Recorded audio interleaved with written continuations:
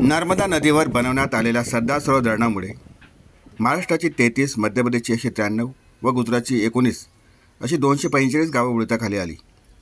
बुडतात आलेल्या कुटुंबांची संख्या वेगळी होती, परंतु 2002 साली टापूचा सर्वे करण्यात आला. यात 266 प्रकल्पबाधित अशी आढळून आली की त्यांच्या जमिनी बुडतात जाणार होत्या. त्याबाबत नर्मदा बचाव आंदोलनाच्या कार्यकर्त्यांनी शासनाकडे पाठपुरावा करून नुकताच 74 प्रकल्पबाधितांना कसे घोषित केले त्याबाबतचा प्रवास जाणून घेऊया नर्मदा बचाव आंदोलनाच्या ॲडव्होकेट लतिका राजपूत यांच्याकडून. दाऊद कमिटीच्या शिफारशीनुसार नर्मदा विकास विभागाचे सर्व अधिकारी कर्मचारी आणि नर्मदा बचाव आंदोलनाचे चेतन साळवे, योगिनी कानोलकर त्याबरोबर इतर सर्व कार्यकर्ते यांनी जाऊन गावागावामध्ये सर्वे केला. लोकांचे नेमके किती, कोणत्या जमीन कोणत्या तलांकावर बुडीतात जाते याचे सर्व नकाशावर प्लॉटिंग झाले, नकाशे काढले गेले, पंचनामे झाले आणि त्यानंतर 2015 पर्यंत कोणतीही कार्यवाही न झाल्याने गाऱ्हाणे निराकरण प्राधिकरणाचे अध्यक्ष यांच्याकडे आम्ही सुनावण्यांसाठी दावे सादर केले. दावे सादर केल्यानंतर त्यांनी ते फेर चौकशीसाठी जिल्हाधिकाऱ्यांना चौकशी करण्यासाठी पाठवले. त्यानंतर चौकशी केल्यानंतर हे लक्षात आले की त्यांनी ते दावे अपात्र केले. अपात्र केल्यानंतर पुन्हा एकदा आम्ही GRN कडे, माननीय गाऱ्हाणे निराकरण प्राधिकरणाकडे अपिलामध्ये गेलो. त्यांनी पुन्हा एकदा फेर चौकशीसाठी दावे खाली पाठवले. पुन्हा एकदा अप्पर जिल्हाधिकाऱ्यांनी चौकशी केली. असे 3 वेळा आम्ही अप्पर जिल्हाधिकाऱ्यांनी दावे फेटाळल्यानंतर माननीय गाऱ्हाणे निराकरण प्राधिकरणाचे अध्यक्ष यांच्याकडे दावे केले.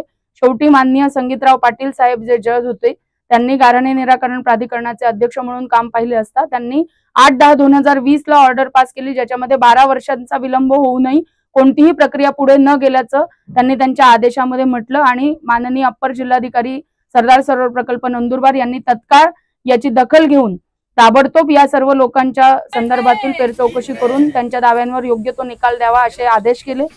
हा आहे अठ्ठी गावाचा दोहऱ्या जात्रा पाडवी. जमीन सरदार सरोवर जलाशयात बुडाली. 2007 मध्ये सर्वे झाला, परंतु शासनाने घोषित करूनही पुनर्वसन केले नाही. जमेल ती कामे करून परिवाराची गुजराण करतो. आता घोषित होऊन 8 महिने झाले तरी शासन पुनर्वसन करण्यास चालढकल करत आहे. 2007-8 मध्ये तुझी जमीन सर्वे आला. हो, सर्वे आला. तू जमीन दाखवली का बुडीतच जाते ते? हो, आये बुडी गोयली करते देखाडी नाही आहे. त्याचे नाव लिहिलं तुझं? हो, नेखीनं चेतन आपण अग्निताईने हे नेखीनं. मग नंतर पुढे तुम्ही अर्ज केले? अर्ज कोण तहा पास कोणी अर्ज लिहून दिला? लतिका, अग्निताई ने अर्ज कोण आय यहाँ जागो जायको ना. सुनावणी झाली? हो, सुनावणी ते दडगाव आहे. किती वर्ष चालली ते? कधी निकाल झाला तुझा? निकाल गेल्या वर्षी. म्हणजे तुला 7 पासून तर 24 पर्यंत निकाल झाला नाही ना? इतके वर्ष तू वंचित राहिला. मग आता तुला घोषित झाल्यानंतर जमीन भेटली का? जमीन देखाडीने 8 महिना हो गया. हाँ, ते आज भी ते काही चौकशी नको ना. दडगाव जात ना, दडगाव चौकशी नको ना. 8 महिना हो गया ये न काय येता जाग करते पातळ दम आहे. जमीन पासून केली तू? हो, जमीन कुठे केली? पातळ दम, पाटळदामध्ये, शाल तालुक्यामध्ये. फॉर्म भरलाय? हो, फॉर्म पूर्ण. किती महिने झाले? 8 महिना हुआ.